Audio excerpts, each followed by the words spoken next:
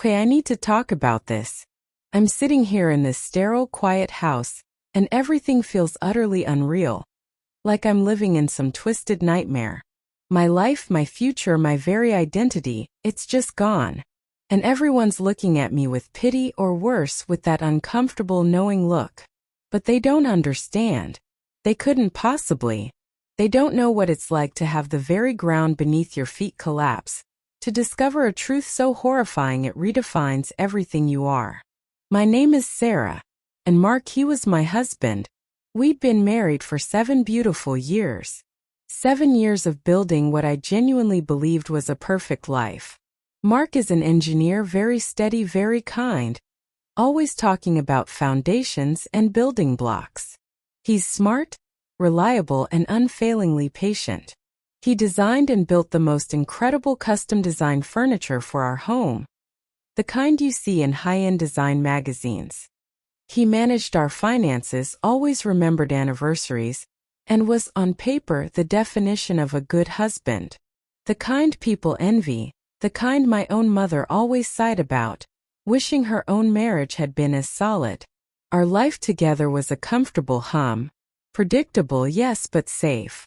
Evenings were quiet, often spent with Mark sketching designs or reading technical journals while I curated our home, choosing fabrics, planning meals, ensuring everything was aesthetically perfect.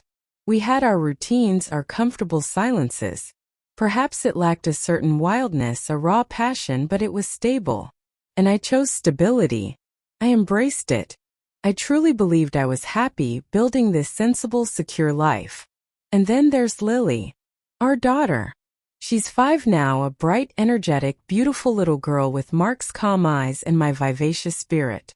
She was the joy of our lives, the perfect addition to our perfectly ordered world. Motherhood for me was about nurturing, about creating a beautiful, safe environment for her to thrive. Mark was an incredibly hands-on father, reading her bedtime stories with elaborate voices, patiently helping her with her building blocks, always encouraging her curiosity. He often said Lily was the best project he'd ever worked on, which was very Mark, but still sweet. But about a month ago, everything changed. Lily started getting sick. It began subtly, just a persistent cough, then a fever that wouldn't break. We tried everything, over-the-counter medicine, plenty of rest, comforting her. But it worsened. Her breathing became shallow, ragged, and her tiny chest started to heave with every gasp. The fear was cold and immediate, a primal terror I'd never known. My perfectly ordered world for the first time felt completely out of control. We rushed her to the emergency room in the middle of the night. The flashing lights, the frantic whispers, the overwhelming scent of antiseptic. It was a blur. Doctors and nurses swarmed around her, their faces grim. Mark was a rock, his hand gripping mine. His face pale but composed as he answered their rapid-fire questions about Lily's symptoms, her history. I was a mess, crying, pleading, watching my little girl struggle for breath. They admitted her immediately. It was pneumonia, they said, but something was off. Her little body wasn't responding to the standard treatments. The doctors, serious and kind, told us they needed more information. We need a comprehensive medical history, Mr. and Mrs. Peterson. Dr. Albright, the pediatric specialist, explained, her voice soft but firm. Both sides of the family. Any genetic conditions, any predispositions, even distant relatives. It could help us understand why Lily isn't responding, or if there's an underlying factor. I remember feeling a prickle of anxiety. Mark and I were both adopted. We'd always known, of course, but it was never something we dwelled on. It was just a fact of our pasts, a neat, closed chapter. We had met in college, 2 seemingly random individuals drawn together by fate, building our own family. Our adoption agencies were different in different states, and neither of us had ever sought out our biological parents. Why would we? We had each other. We had our adoptive families who were wonderful. We had Lily. But now our lack of biological history was a gaping hole. We're both adopted, Doctor, Mark explained, his voice steady. We don't have that information. Dr. Albright nodded, her expression understanding but determined. I see. In that case, for Lily's sake, we'll need to do some more extensive testing. Genetic panels, comprehensive blood work from both of you. It's crucial for us to rule out any inherited conditions that might be affecting her immune response. I hated needles, but for Lily I would do anything. We both gave blood, filled out endless questionnaires about our adoptive parents' health, trying to piece together a fragmented medical narrative. It felt surreal, like we were digging into a past that wasn't truly ours, all for our daughter's uncertain future. The days in the hospital blurred into an agonizing cycle of waiting, hoping, and fearing. Lily was hooked up to machines, tiny tubes running into her arms. Mark and I took turns sitting by her bedside, holding her small hand, whispering reassurances. He was still the steady one, organizing our shifts, bringing me coffee, reading complex medical journals he downloaded, trying to understand everything. I was an emotional wreck, prone to sudden bursts of tears, clinging to him for comfort. Then came the day Dr. Albright called us into her office. Her face was unusually somber. She had a thick folder in front of her. "Mr. and Mrs. Peterson," she began, her voice softer than usual. "We have the results from the genetic tests. Lily's condition. It appears to be a rare congenital immunodeficiency. It's complex and it has a genetic component. That's why she wasn't responding to conventional treatments." My heart pounded. "So what does that mean? Can we treat it?" "We believe so," she said, nodding. "We have a course of action. But there's something else we need to discuss. Something highly unusual that came up in the parental genetic profiling. It's quite sensitive." She paused, took a deep breath, and looked from Mark to me, then back to the folder. "Mr. and Mrs. Peterson, the genetic markers in your blood work indicate a profound genetic overlap. Your DNA profiles show that you share the same biological parents." The words hung in the air, cold and stark, like shards of ice. My mind reeled. Same biological parents? It was a foreign language, a sentence that simply made no sense. I felt a wave of dizziness, the room spinning around me. Mark, sitting beside me, stiffened. "What?" I whispered, my voice a strangled sound. "What are you saying, doctor? That's impossible." "It's highly improbable, statistically speaking, but genetically undeniable," Dr. Albright continued, her voice gentle but firm.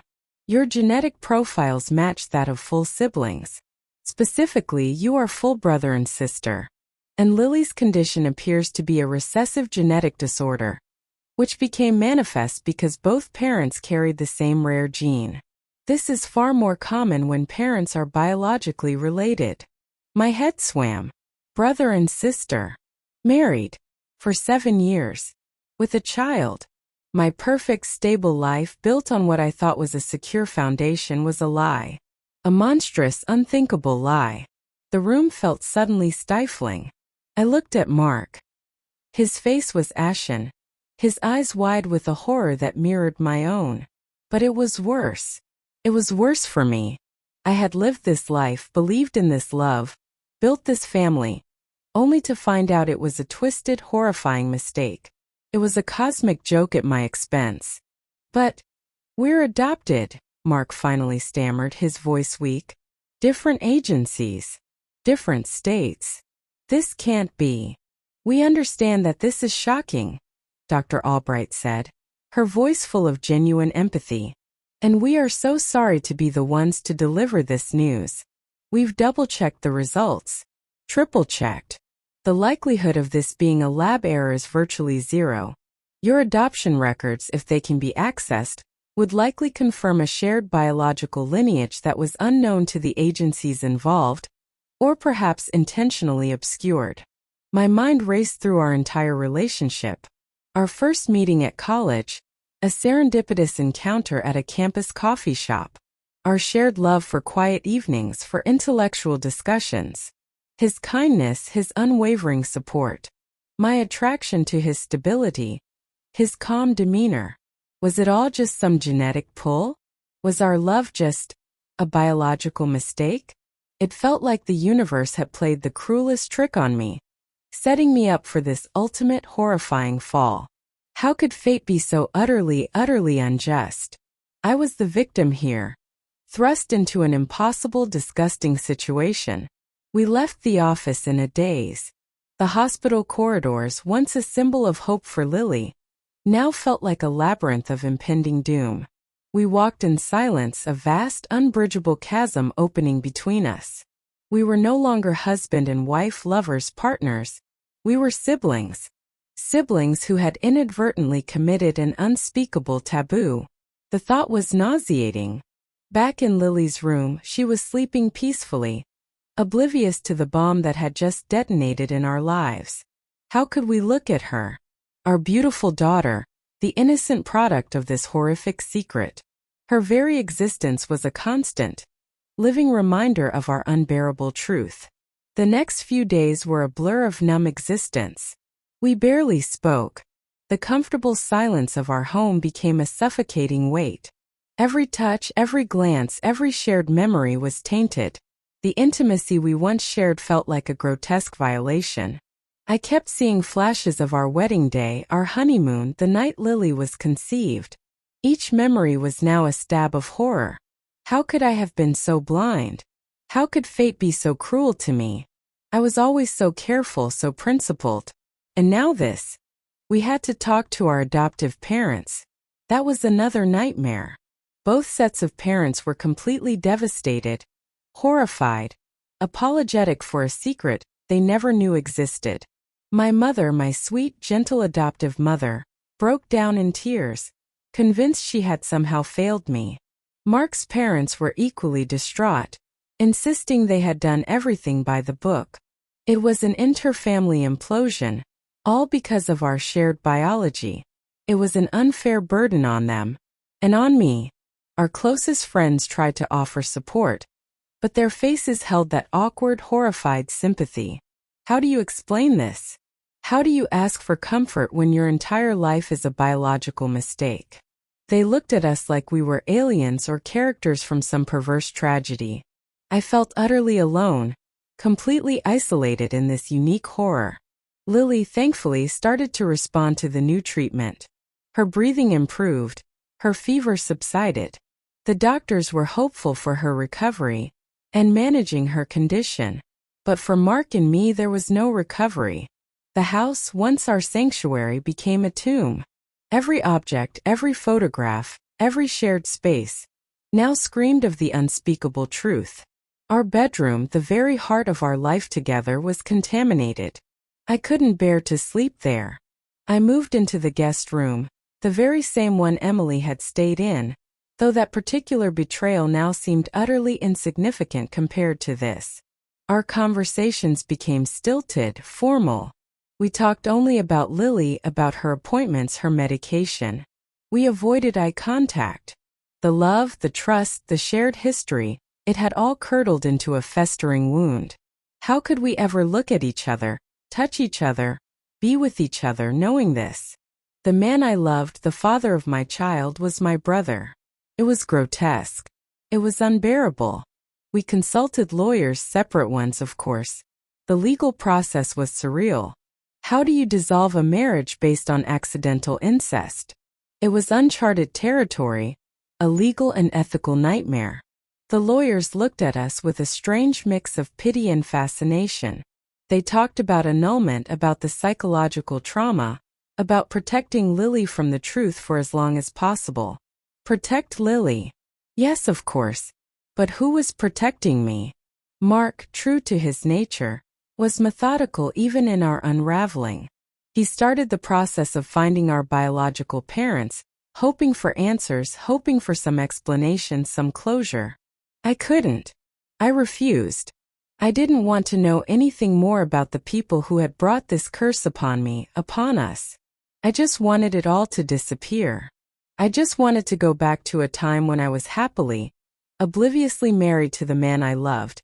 A time before this cruel twist of fate exposed a horror I never deserved.